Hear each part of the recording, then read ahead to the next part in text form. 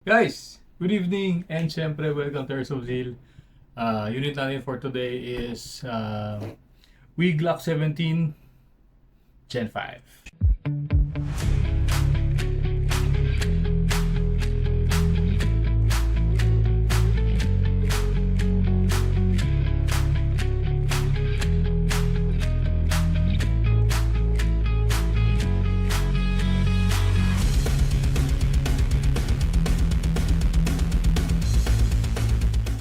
Okay? So, makita ko muna.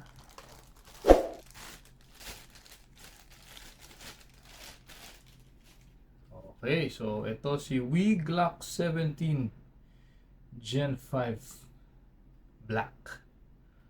Alright, ito ay order ni Sir Sunny Mercado ng Bambang City, Nueva Vizcaya. So sa mga taga Nueva Vizcaya, good evening sa inyo lahat, and kung nakapanood nyo to, enjoy. Alright, so magazine, unit, okay. So Sir Sunny, ayan ang unit mo. Made in Taiwan, of course.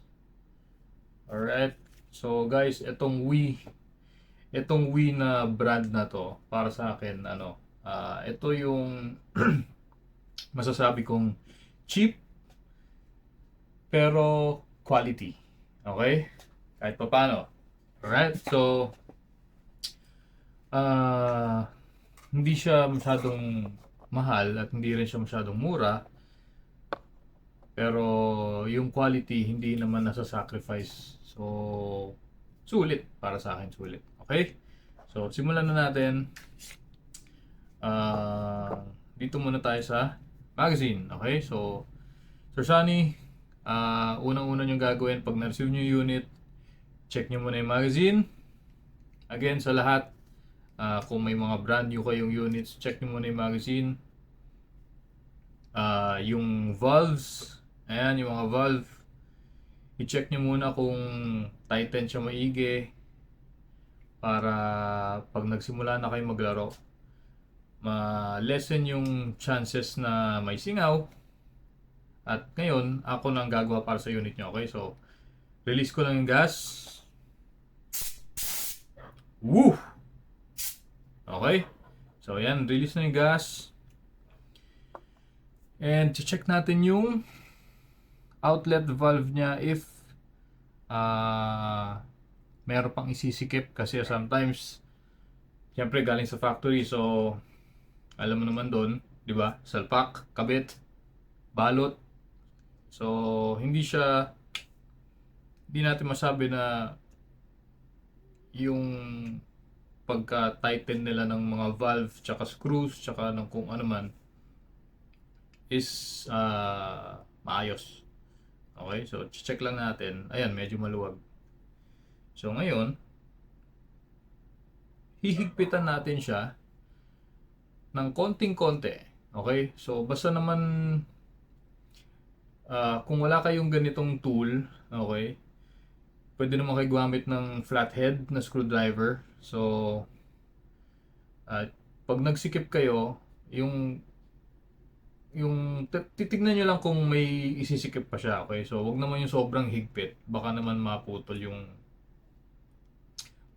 naman yung yung valve. Okay, mababasag yan. Okay, so dito sa inlet, ito inlet, check nyo rin. Okay,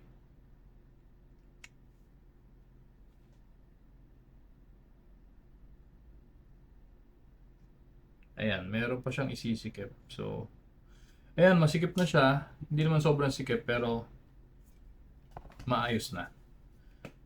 Tapos lagay tayo ng gas. Okay, ay wait lang. Meron tong meron tong screw, ito, ayan. So ito yung screw sa ilalim. So titignan nyo rin kung masikip na yan, kung tighten na maigi or hindi pa. Okay, so titignan na lang natin ngayon. Alright.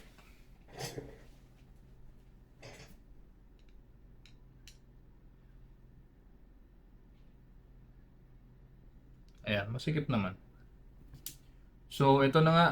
Lagay muna tayo ng BBs. Sa paglagay ng BBs, always upside down. At syempre, dapat diretso, okay? So, huwag kayo bumase dito sa base. Hindi ganyan. Dapat itong magazine ng diretso. Okay? So, sa pagload ng gas, upside down, itong nozzle na to, kailangan i-shoot nyo dun sa valve. Okay? So, ayan. In place na yan. Dapat hindi siya...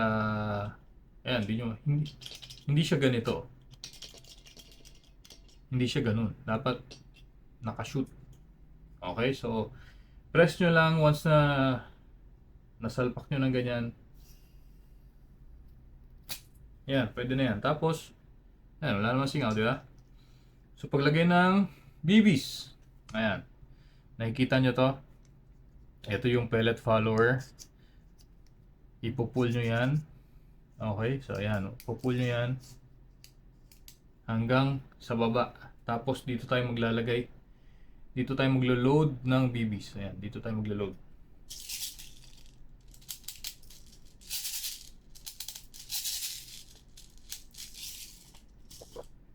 Okay, so ilan to? 1, 2, 3, 4, 5, 6, 7, 8, 9. So try natin to. Unit ni Sir Sunny. The Wii Glock 17 Gen 5. Napakaganda. Pogi. Okay. Nasaan na yan? At syempre, since nasa loob tayong bahay, iPro. Okay, so ito na unit. Always figure out. Okay, dapat yung baril nyo nakatutok sa safe direction, walang tatamang tao, hayop, o masasaktan o masisira. Well, yung masisira, okay lang kasi kung target nyo naman siya. Pero yung may masasaktan, dapat nakatutok palagi sa safe direction. Okay, FPS test tayo gamit ang .20 BBs. Kasa natin, pull back, tapos release. Okay? FPS test firing 338.5. Ayan, 338.5. Pangalawa,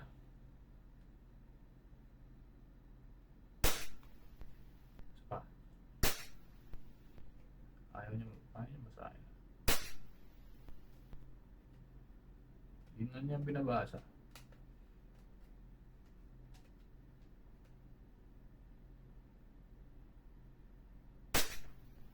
330.1. Ayan, nakakailang putok na tayo dito. So, bumababa na siya. 329.3.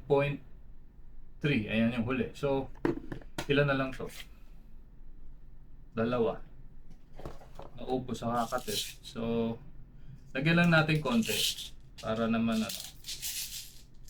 tuloy-tuloy yung natin. Okay, nakakasa na to. May BBs na sa chamber.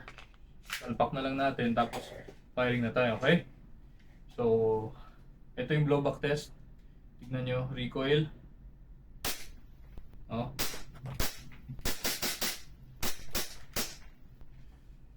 Ayan.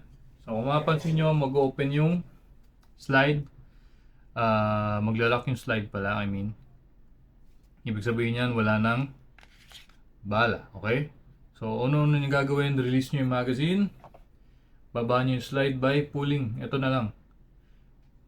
Pwede natin baba to, di ba? So, pag binaba nyo kasi yung slide stop, may tendency na magagasgas yung slide. So, in the long run, mapupudpud tong slide, mag-curve. Itong nakikita nyo, kung saan nakakapit yung slide stop, magka-curve yan, hindi na siya maglalak, okay? So, pinaka best way, pinaka safe way na i-release yung slide, kakasan nyo lang. Ipo-pull back nyo lang. Okay? So, makikita nyo yan na bababa. Yung slide stop, bababa. Yan. Okay? Nakita nyo na. Tapos, release nyo na lang. Okay? Tapos, hammer down. para safe na unit. Okay, so ito nga again ang unit ni Sir Sunny ng Nueva Vizcaya. Okay, so sir, ready for shipping na to. Sigurado ako mag-e-enjoy ka and balita mo na lang ako. Bago tayo mag-goodbye, gusto ko lang magpasalamat sa inyong lahat na sumusuporta hanggang ngayon. Ano ba? Kung umabot ka sa video na to, siguro naman nag-enjoy ka. At kung nag-enjoy ka, please like and share mo na rin sa mga tropa na naghahanap ng airsoft. Okay, so ano ba? Meron tayong YouTube channel, Airsoft Zeal. Search nyo na lang. Sa Facebook, Airsoft Zeal, Zeal's Toys. Okay, so ano ba? Yun lang. Bye-bye!